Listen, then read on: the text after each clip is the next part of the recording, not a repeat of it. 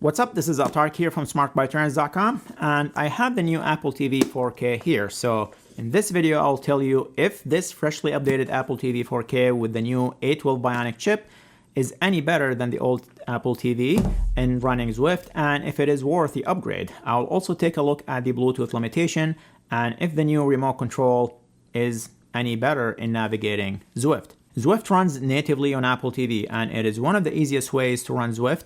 It's not expensive, quick to start, and has been very reliable. I do not think it crashed on me once in the years I have used it. And best of all, it connects directly to your big screen TV with just an HDMI cable, so all you really need is a TV, a bike trainer, and you got yourself a very good Zwifting experience on your big screen TV for only $179 US. The only downside with the old Apple TV is it runs in basic graphic profile and in 1080p resolution.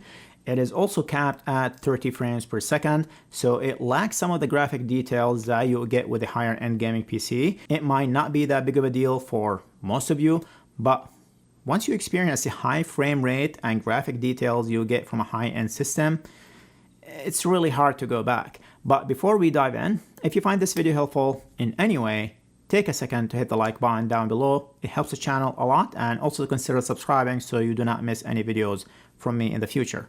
The new Apple TV 4K supports Wi-Fi 6, which is much more reliable. It has a new Thread smart home technology, which makes using smart home products more reliable as well. It also got an upgrade to HDMI 2.1, which supports up to 8K at 60 Hz and even 4K at 120 Hz. It also supports high frame rate and can play HDR videos at up to 60 frames per second. This includes 4K videos. This is all great for watching movies and HDR content, but does it make gaming or running Zwift any better than the previous Apple TV 4K? The answer is simply no, or maybe not right now, and or maybe possibly in the future it will, but it's not as simple as just that. So stick with me here for a minute. The new Apple TV comes with the A12 Bionic chip. This chip is 2.5 years old, and Apple has been using it on some older iPads like the iPad mini. It's not much faster than the 10X Fusion chip found on the previous Apple 4K model, but it's more than capable for running 4K HDR and streaming content, basically doing things the Apple TV was designed for. Apple hasn't shown publicly any interest in gaming. A lot of rumors out there of a much more powerful gaming console or Apple Arcade, but for now, for what this device is intended for, the A12 Bionic is a small upgrade. An upgrade, but it is a small upgrade.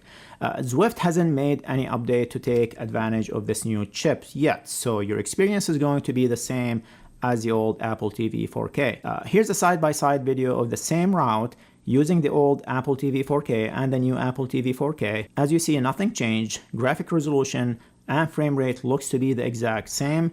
Now, it is possible Zwift will come out and update the profile once they have time to analyze the processing power, and it won't surprise me if they do update it and give it a little higher graphic profile. But it won't be anywhere near what you'll get on an ultra high-end gaming PC or even a new MacBook Air with the M1 chip, but you're also paying a lot of money for those devices. As for the new remote control, I love it. It has an aluminum, premium, heavy design with a power button to control your TV, a scroll wheel and a mute button, and its own touch surface in the center. So depending on your level of frustration with the current Apple TV remote, I would say for navigating Apple TV itself and apps that were designed and optimized for Apple TV, the remote alone is worth the upgrade. The good news is you can use this remote with the older Apple TV models, and you can buy the remote alone for $59 US. But here's the bad news. It does not work with Zwift as well. And before people come out and say the remote control is bad and blame Apple like they did with the old remote, it's really not Apple's fault. For whatever reason, Zwift never got around to developing a TV OS app, and instead they just ported over their cross-platform app, which never really worked well for Apple TV, and the remote control basically exposed that. So until Zwift updates its app, your remote control experience is going to be the same as the old remote. As for the Bluetooth limitation, unfortunately, same problem. You can only connect 2 Bluetooth devices, and you will have to use the companion app to connect additional devices. Nothing changed there. I'm not sure if the hardware itself can support more than 2 Bluetooth devices and Zwift just need to update their app, or we're just stuck with 2 Bluetooth devices like we did with the old Apple TV. So basically, if you have the Apple TV 4K and only use it for Zwift, stick with that and save yourself some money. No reason to upgrade or even buy the new remote control alone. Stick with what you got and save yourself $179 US. But if you do not have the Apple TV and looking to get something to use for Zwift, I would definitely highly recommend the Apple TV. Other than the cartoonish graphic look and low frame rate, I think it's a solid device. In the years I have used it with Zwift, I've never had an issue with it. It was a solid experience. But once you experience Zwift on a high-end gaming PC, the graphic on the Apple TV will hurt your eyes.